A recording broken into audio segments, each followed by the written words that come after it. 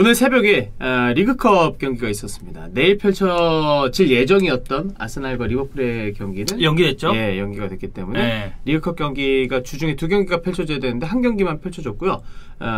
토트넘과 첼시의 경기였습니다. 손흥민 선수가 선발 출전했기 때문에 많은 분들이 관심 갖고 지켜보셨을 텐데 토트넘 팬들은 좀 굉장히 좀 무기력한 패배에 가슴 아파했을 것 같습니다. 그렇죠. 그리고 이 토트넘 첼시 네. 우리 김수빈 굉장히 좋은 기억이 있지 않습니까?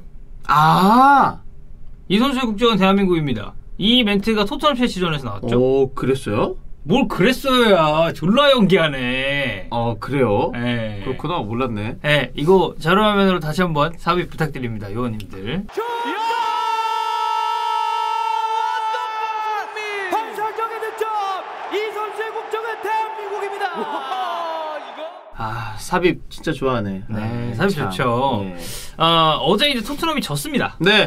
4강에서 이제 첼시와 만났는데 콘테 부임 이후에 상당히 흐름이 좋았기 때문에 그렇죠. 이번 첼시전도 이제 좀 기대를 해봤습니다만 결과는 0대2로 패배를 하게 됐습니다. 후반전에 조금 나아지긴 했는데 전체적으로 첼시 상대로 우위를 점하지 못했고 끌려가는 경기를 한 끝에 무기력하게 토트넘이 이제 패배를 기록했는데 맞습니다. 일단 대부분의 수치에서 첼시에게 좀 밀리긴 했어요. 저희가 지금 쭉 띄워드리고 있습니다만 뭐 점유율도 그랬고 슈팅 숫자도 그렇고 특히 전반전 슈팅 숫자는 그냥 첼시가 압도적으로 가져갔죠. 한 번도 슈팅을 못 때렸어요. 네. 토트넘이 전반전에는. 예. 기회 창출도 16대4로 첼시가 앞섰고 패스 성공률 역시도 첼시는 90% 초반대 그리고 토트넘은 70% 후반대가 나오면서 전체적으로 봤을 때 첼시가 좀 유리하게 풀어갔었던 이날의 경기였습니다. 그리고 뭐 네. 사실 원정이었잖아요. 토트넘 입장에서는. 그럼요. 예. 네, 그걸 감안했을 때도 첼시 상대로 이렇다 할 모습을 토트넘 선수들이 보이지는 못했습니다. 저는 네. 그냥 요리스 정도? 요리스의 좋은 선방 베르너가 로빙으로 요리스 머리 위로 슈팅 시도했는데 그거를 이제 안 돼! 하면서 바로 멈춰! 쳤어. 이렇게 딱 하면서 멈춰! 이렇게, 예, 딱 막아냈죠. 근데 요리스 빼고는 저는 대부분 선수들이 좀 고만고만 했었던 것 같아요. 토트넘 전체적으로 필드 플레이어들 그런 것 같아요. 저도. 누가 뭐 특출나게 잘했다 뭐 그런 것도 없고 분전했다고 할 만한 선수는 저는 개인적으로 케인은 좀 분전했다고는 생각해요. 근데 나머지 선수들은 좀 쉽지 않았다. 네. 오늘 저희가 이야기해볼 선수는 두 선수입니다. 첫 번째는 네. 탄강가, 두 번째는 호이비에르입니다. 예, 일단 탕가가 선수는 좀 명확할 것 같아요. 실점에 빌미가 되는 장면과 자책골 장면에도 많은 또 이거를 기여했다? 관여가 됐었죠. 네. 예. 기여는 아니죠. 그쵸. 첼시 스파이도 아니고. 지금 제가 머리가 잘 안 돌아가서 네. 기여해서 관여로 빠르게 바꿨던. 제가 어떻게 선빵 한번 이렇게 팍 아니요. 드릴까요? 아니요. 네. 좀 맞는 거 싫어합니다. 그래요? 예. 때리는 거 좋아하는 스타일이잖아요. 나쁘진 않죠. 네. 네. 본인은 어떤가요? 저요? 맞을 바에는 때리자. 에미냐 했으니까. 예. 봉원이 또 어떻게 봤나요? 탄강가 어제 경기 좀 하면서. 그냥 간단하게 감상평만 짧게 얘기한다면. 그러니까 이 경기뿐만 아니라 저는 탕강가가 되게 애매한. 그러니까 좋게 말하면 수비 쪽에서 멀티 자원이에요. 대단한 멀티 자원이지. 좌우, 스토퍼, 윙백, 풀백, 센터백 다 되니까. 근데 한편으로는 되게 애매한 선수예요. 그렇기 때문에 본인 스스로도 어느 위치에 있어서 본인의 주 포지션이 딱 없기 때문에 지금 1군 스쿼드에서는 그래서 좀 헤매지 않았을까? 예, 이렇게 좀 봤죠. 탄강가 스탯은 이렇게 딱 보잖아요? 그러면 뭐 이 정도면 그냥 평타 아니야? 이렇게 얘기할 수 있지만 그러니까 그런 게 있어요. 우리가 이제 뭐 경기 끝나고 분석할 때 스탯을 당연히 참고를 하고 이 선수의 뭐 히트맵이나 이런 걸 보겠지만 그런 수치적인 걸로 축구가 다 표현이 된다면 이건 정말 재미없는 게임이 될 겁니다. 그럼요. 이게 실질적으로 경기를 보게 된다면 이게 스탯이 다가 아니라는 것을 알 수가 있죠. 숫자로 표현되지 않는 무언가가 있는 당연히 이런 있죠. 게 되게 긍정적인 표현이 될 수도 있는데 그렇지 않을 때도 있는 거야. 일례로 우리가 전반 분석을 할 때도 이렇게 옛날에 이제 스포티비 있었으니까 네. 전반 분석할 때 보면은 그냥 뭐 점유율 이런 거 보면 비슷비슷했던 것 같아. 근데 막상 전반 내용은 아예 딴판이었던 경우도 있거든요. 맞아요. 네, 그래서 이 탄강가는 이날 분명히 좀 실망스러웠었던 경기였고 하베르츠 선제골 장면에서 MLS 공항한테 저는 무리한 패스를 한 것 자체가 맞아요. 시발점이었다고 봅니다. 네. 그 이후 과정에서 하베르츠 뒷공간 침투하는 거 체크 못하고 뭐 그냥 따라가면서 실점 장면에 빌미를 제공한 거는 다음 문제고 그렇죠. 그 첫 번째 패스 선택지부터 저는 정말 좋지 않았다고 봅니다. 제가 이제 개인적으로 선제 실점 장면을 단순한 실점으로 치부하기가 힘든 게 강팀이에요. 상대하는 팀이. 근데 원정입니다. 이 상황에서 이상한 빌드업 과정에서의 패스 미스로 인해서 어이없게 실점을 허용했다? 이거는 단순히 1실점 허용한 거 외에도 팀 사기 자체를 완전히 꺾어버릴 수가 있습니다. 그러니까 이런 패스를 저는 책임 회피성 패스라고 생각을 해요. 그러니까 내가 좀 처리하기 어려운 공을 동료에게 좀 무리하게 주다 보니까 이런 상황이 발생했다고 그쵸? 생각을 하거든요. 에메르송 입장에서도 알론소의 도전을 받을 수밖에 없었던 패스였기 때문에 이건 탕강가가 명확하게 잘못을 했죠. 그리고 에메르송이 이미 앞쪽으로 무게중심을 옮기고 있는 상황에서 패스가 살짝 뒤로 들어서서 역동작 모션도 좀 나왔었고 네.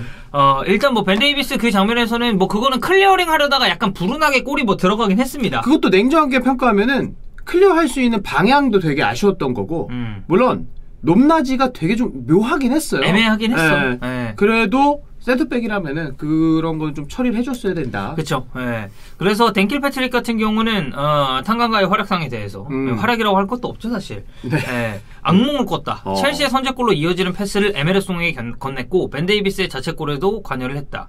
그러면서 이제 맷 도어티, 손흥민 선수와 함께 팀 내에서 가장 낮은 평점인 4점을 부여를 했고요. 엘러스티어 골드 같은 경우는 첼시의 선제골로 이어진 패스에서 볼 수 있듯이 긴장이 가득한 채로 경기를 시작했다. 또한 벤 데이비스의 자책골이 나온 첼시의 프리킥 과정에서도 탕강가의 헤더 클리어가 문제가 됐다. 탕강가는 후반전 흔들리는 순간이 몇 번 더 있었다. 토트넘의 어린 선수는 좋지 못한 하루를 보냈다. 뭐 그러면서 이제 이날 사실 도어티도 존나 못했거든요. 도어티는 45분밖에 안 뛰어가지고 내가 볼 때는 뺀 거예요. 네. 네, 그래서 뺀 거예요. 맞아요. 그래서 팀 내 가장 낮은 평점 3점. 도어티도 3점이 나왔습니다. 네, 그래서 탕강가는 분명히 이날 경기에서는 그런 실점 정면 관여한 것뿐만 아니라 네. 전체적인 경기력이 너무 떨어져 있었다라고 평가할 수가 있겠고 한 명 더 있네요. 다음은 이제 호이비에르인데 저는 호이비에르는 좀 뭔가 대놓고 탈곡기 돌리기가 좀 그래요. 그러면 어떻게 돌리실 거죠? 약간 세미로. 네. 세미 탈곡기? 그러니까 탕강가를 이렇게 돌린다고 하면은 이제 호이비에르 같은 경우는 약간 이런 느낌으로 살짝 이런 느낌으로. 알겠습니다. 그러니까 왜 그러냐면 예. 일단 뭐 스탯 참고해 주시고 부진한 건 맞아요. 저는 이날 호이비에르 별로 못했다고 생각합니다. 근데 이 한 경기 가지고 호이비에르 야 이 새끼 뭐냐? 라고 할 정도까지는 아니라고 봐요. 왜냐면 일단 토트넘에서 대부분 가장 많이 뛰고 그리고 출전 시간도 꽤 많았고 그럼 제가 이제 문제라고 생각하는 건 호이비에르가 패스를 뿌려줘야 되는 이 상황 자체가 이 선수에게 좀 맞지 않는 옷을 입힌 게 아닌가라는 생각은 듭니다. 왜냐면 이 선수 자체가 볼을 순환시키고 패스를 뭐 전진 패스를 뿌려주고 이런 스타일은 아니에요. 근데 호이비에르와 스킵이 같이 나오면 이 두 선수는 플레이 스타일에 어느 정도 유사성이 있기 때문에 저는 중원에서 볼이 그렇게까지 원활하게 돌아간다라고 생각하진 않습니다. 그러니까 은도멜레나 델레알리나 로셀소나 이런 2선 중앙 지역에서 공격진과 링커 역할을 해주고 이 전체적인 이 볼의 관여도를 조금 더 높여줘야 되는 선수들이 사실 지금 폼이 굉장히 안 좋죠. 부진하죠. 이 상황에서 호이비에르가 못한 건 맞지만 이게 호이비에르가 잘할 수 있는 역할을 조금 더 저는 살렸더라면 오늘 같은 경기는 나오지 않았을 수도 있다. 그러니까 이거는 단순히 호이비에르에게 모든 책임이 있다라고 보기보다는 호이비에르의 파트너로 나올 수 있었던 2선 중앙 공격형 미드필더나 아니면은 뭐 스킵이 이날 나오긴 했습니다만 여기 이제 다른 짝꿍이 있었다면 조금 더 패스에 강점 있는 선수를 배치를 하거나 그 선수들이 잘했더라면 저는 호이비에르가 이 정도까지 형편없는 경기력이 나오진 않았을 거라고 봅니다. 이 덕현님 설명에 제가 부연 설명을 붙이자면은 만약에 로셀소, 은돈벨레, 델리알리가 정말 괜찮은 폼을 가지고 있었다면은 저는 후반전에 교체 혹은 전반 시작부터 3-4-1-2 포메이션으로 뒀다면은 호이비에르와 스킵은 제 역할을 해줄 만도 했을 거라고 생각을 해요. 네, 그러니까 지금 토트넘이 사용하고 있는 게 3-4-3에 그쵸. 가까운 전형을 쓰잖아요. 근데 그러면 중앙 미드필더가 2명인데 이 2명이 모두 활동량 좋고 커팅 좋고 호이비에르 커팅 하나 기가 막히게 하거든요. 그럼요. 그런 유형의 미드필더 2명이 있다 보니까 저는 전체적인 볼 순환에도 당연히 영향이 갈 수밖에 없고 여기에 있어서 호이비에르도 못한 건 맞아요. 그렇기 때문에 저희가 오늘 탈곡기를 얘기를 하는 거고 잘하는 선수들은 또 이렇게 윙백들이 안 좋고 전방 3톱이 좋지 않아도 이 삼손의 힘으로 뭔가 전진하고 무언가를 만들어내는 건 있어요. 맞아요. 그게 뭐 월드클래스 선수들이고 이러지. 근데 호이비에르 선수는 덕현이 말대로 커버 쳐줘야 될 부분들은 좀 있다. 네. 윙백들도 아쉽고 전방 3톱도 아쉬우면은 이런 경기에서는 삼손이 진짜 못해 보이거든요. 그렇죠. 네. 네. 댄킬 패트릭은 평소답지 않게 형편없었고 종종 패닉에 빠지는 퍼포먼스를 보였다. 볼 소유권이 있든 없든 불편해 보였다.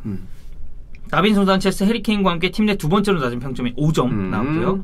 앨러스 디어골드 같은 경우는 호이비엘의 눈높이에 미치지 못하는 경기력이었다. 그러니까 이 두 사람도 그냥 딱 그거예요. 기대했던 게 있는데 평소답지는 않았다. 네.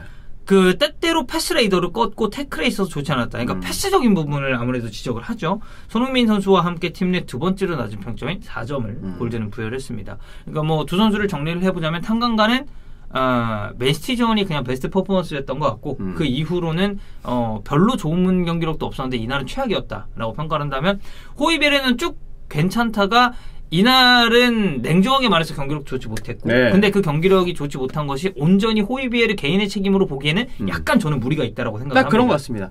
다음 경기에 탕강가 선발로 쓸 거야? 탕강가는 안 되겠네. 호이베르 선발로 쓸 거야? 그래도 호이베르는 써야지. 그래도 호이베르는 써야지. 그게 맞는 것 같아요. 정리하자면. 딱 그런 반응 나오는 게 뭐 물론 이제 다른 토트넘 팬분들은 어떻게 생각할지 모르겠지만 오늘 탈곡기는 한 이 정도로 봐주시면 될 것 같습니다.